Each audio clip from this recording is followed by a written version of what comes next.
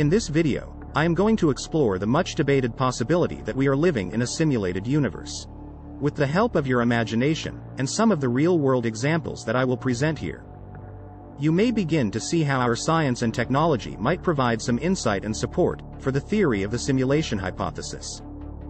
You may never see yourself and our world the same way ever again.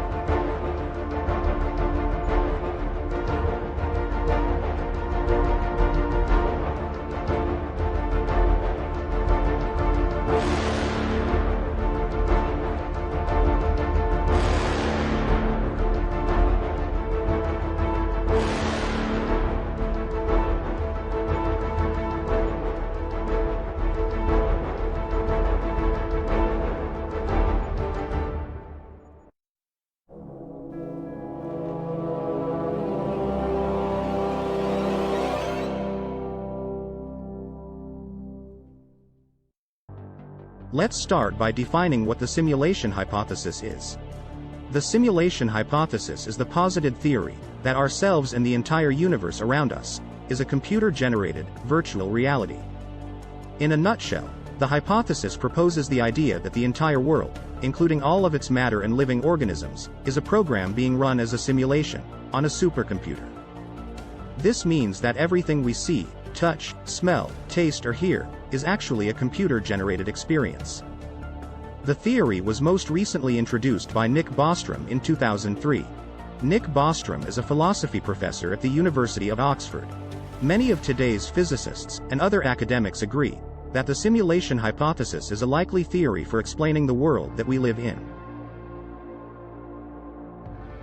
Academics who have voiced support for the simulation hypothesis include Dr. Neil deGrasse Tyson, Dr. Brian Greene, and Dr. David Chalmers.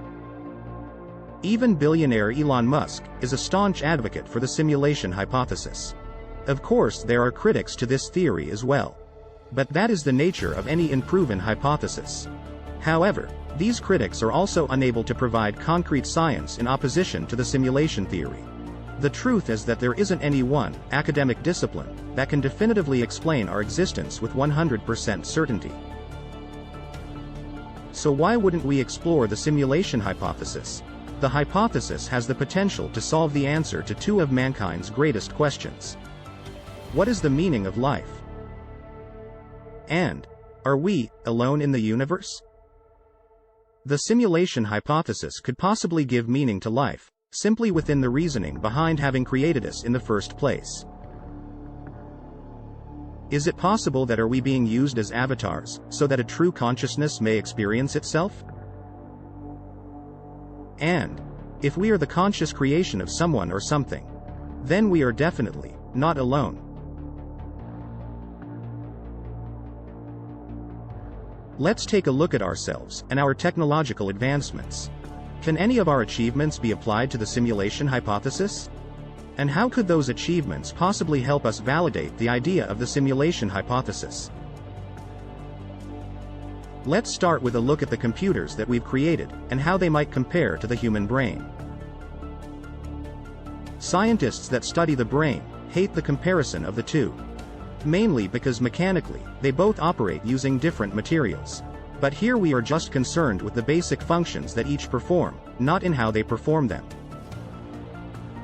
There are variations, depending on what the computer's use will be. But sticking to basics, if you open up any computer, laptop, notepad, or cell phone, you'll see variations of what is called a motherboard. A motherboard is the backbone of any computer system.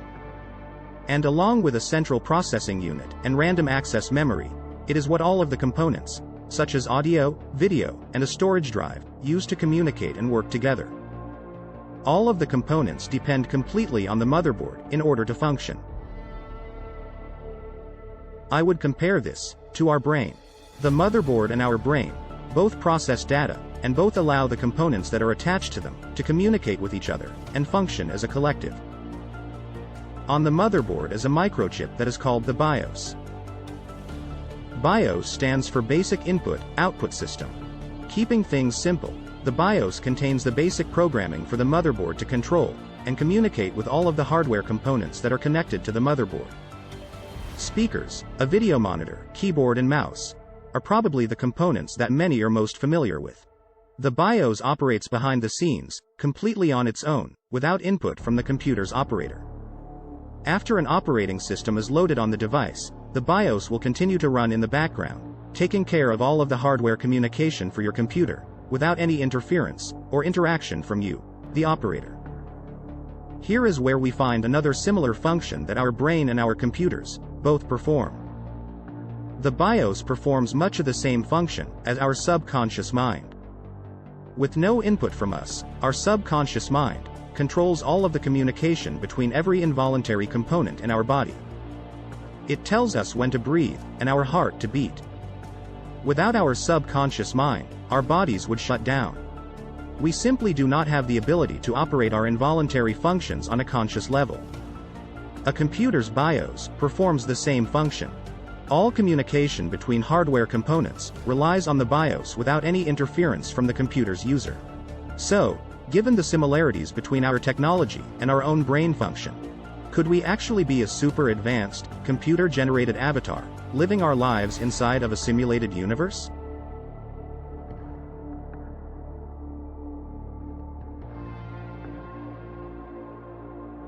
Now, we'll take a brief look at a computer operating system, and see how it may relate to our theory. An operating system is the software that manages all of the other software applications that we may install on a computer. It provides us with a useful interface that allows us to easily interact with our computer and the various apps that we install on our devices. I don't believe that it is a huge jump to compare a computer operating system to the process that we refer to as conscious thought. Conscious thought is the process that allows us to have conscious control of our body's systems and make decisions on how, what, and why we perform various tasks. Here is a recent discovery that has sparked my imagination, which may also pertain to the simulation hypothesis. Scientists have recently discovered that our consciousness may not be solely explained by the classical brain mechanics that we have observed this far. They theorize that our consciousness may be better explained through quantum mechanics. Quantum entanglement and superposition likely play a much larger role in the search for understanding what our conscious mind actually is. And, because scientists are beginning to understand that our consciousness may not be wholly confined to our physical brain, we may someday discover where it is. If we stick with our computer analogy, we may find that our brains are connected at a quantum level to a universal consciousness. In much the same way that our desktop computer is connected to the proverbial cloud or the internet. So, while there are a great deal of comparisons that can be drawn between the human brain and the computers that we build today, both are much more complicated than what I'll cover in this particular video. But I feel that there are enough similarities within their function that comparing the two, at least at a basic level, shouldn't be considered unreasonable.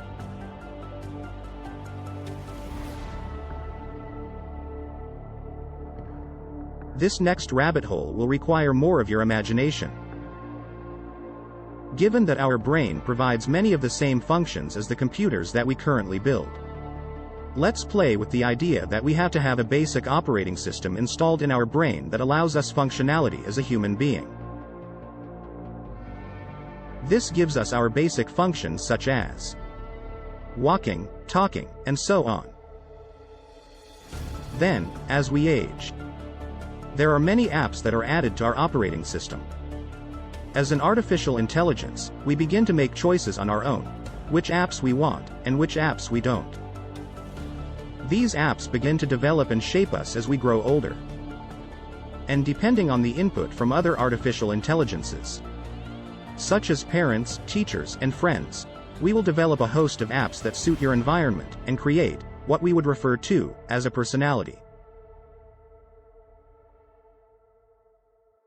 Similarly, as artificial intelligence develops, it too will make choices on its own. And depending on the input from various sources and installed applications, artificial intelligence will develop what we would call a personality. And that personality will identify one artificial intelligence from another. What if we add a virus or malware into our artificial intelligence's operating system? As we have all experienced at some point, a virus or malware on our computer causes all kinds of software problems, and often forces us to take the computer in for repair.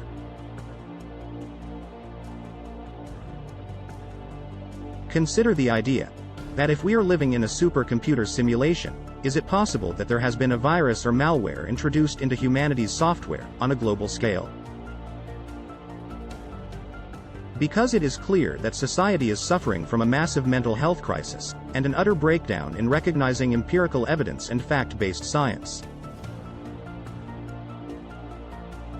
Additionally, this break from reality is being further perpetuated by news media outlets, governments and politicians, in an obvious attempt at keeping the population divided. So let's examine the idea of malware having been introduced into human brains programming. Malware is an intrusive software used by cybercriminals, governments, and social media companies.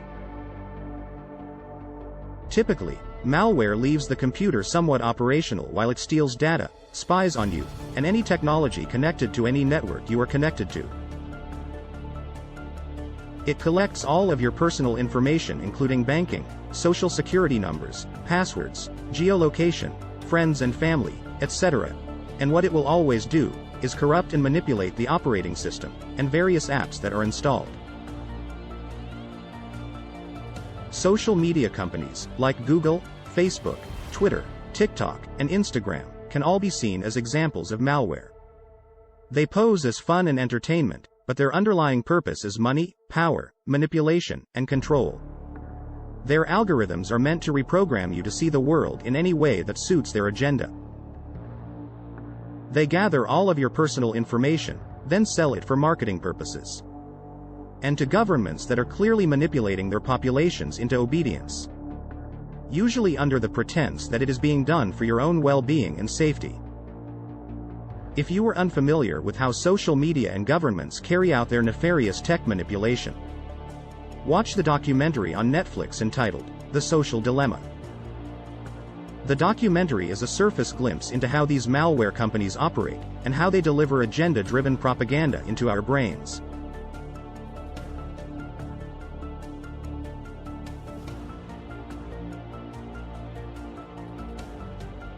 So, given the similarities we've explored in this video, between our brains and our technology, is there even a remote possibility that we ourselves are an artificial intelligence, living in a simulation designed by an engineer that is millions of years ahead of us in their understanding of science and technology?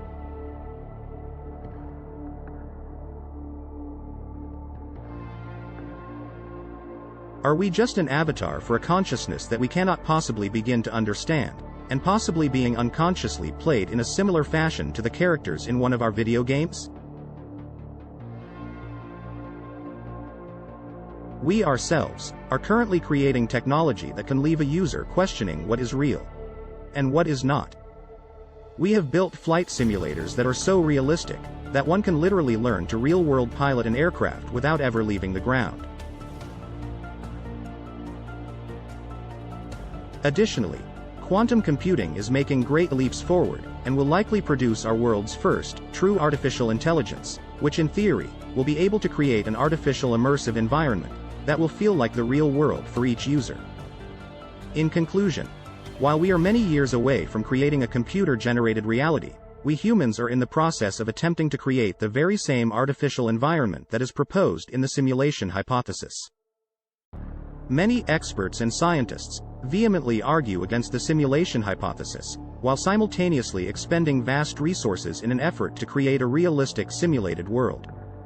And, once achieved, will they finally concede that there is evidence for the simulation hypothesis? Thank you for watching.